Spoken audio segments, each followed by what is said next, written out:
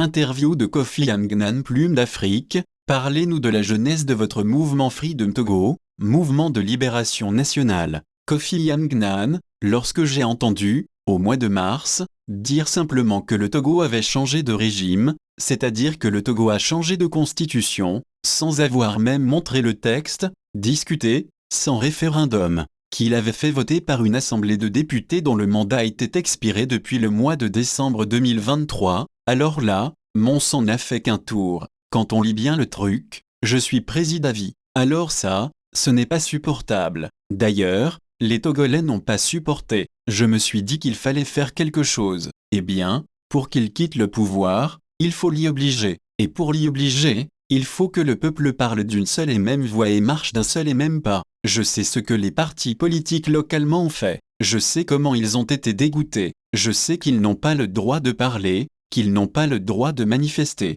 Alors, si nous, ici, les enfants du Togo, qui sommes à l'extérieur, nous ne prenons pas le relais, on n'y arrivera jamais. Plume d'Afrique, quelle est la particularité de votre front par rapport aux autres déjà existants? C'est un mouvement qui veut l'union. C'est ça, notre objectif premier. Bien entendu, j'aurais pu prendre le nom d'un autre mouvement existant et m'inscrire dedans. Mais je connais les Togolais. Nous sommes tellement divisés que si je prends le nom d'un, les autres vont venir me dire pourquoi tu as pris celui-là et pas le mien et donc, nous avons créé quelque chose que nous voulons faire transcender tous les autres de sorte que personne n'ait à contester le principe de la création. Le Togo est devenu un régime parlementaire. Plume d'Afrique, quel regard portez-vous sur la nouvelle constitution togolaise? Je dis simplement qu'elle est illégale et illégitime. On ne peut pas l'appliquer. Point à la ligne. Parce qu'elle n'a pas respecté les règles. Quand on change de régime, ce n'est pas de modifier quelques lignes dans la Constitution. Je n'admets pas qu'il ait utilisé des élus illégaux, illégitimes,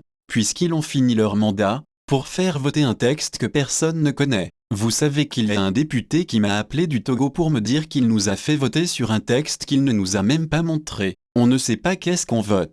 On nous a dit vous votez, c'est tout. Parce que Forgna Singbe, c'est l'incarnation même de la peur. Celui qui n'est pas d'accord est mis en prison ou bien est obligé de s'exiler. Plume d'Afrique, l'actualité ces dernières heures est marquée par des attaques terroristes dans le nord du pays, subies par les militaires. Quelle analyse faites-vous de cette situation? Je voudrais d'abord m'incliner devant les morts récentes, celles de samedi et de dimanche, qui ont provoqué les djihadistes là-haut, au nord, dans la région des savanes. Je déplore que le président du Togo ne fasse aucune cérémonie. Pour ces morts, pour nos militaires, ne rende aucun hommage. Pas un mot du président. Et ça, ce n'est pas supportable. Plume d'Afrique, il y a quelques années, vous étiez très engagé dans la politique togolaise. Depuis là, on entend moins parler de vous. Que s'est-il passé? Je me suis même présenté aux élections en 2010. Et le pouvoir m'a empêché d'aller jusqu'au bout, en inventant une histoire à dormir debout, mais contre laquelle je n'ai rien pu faire.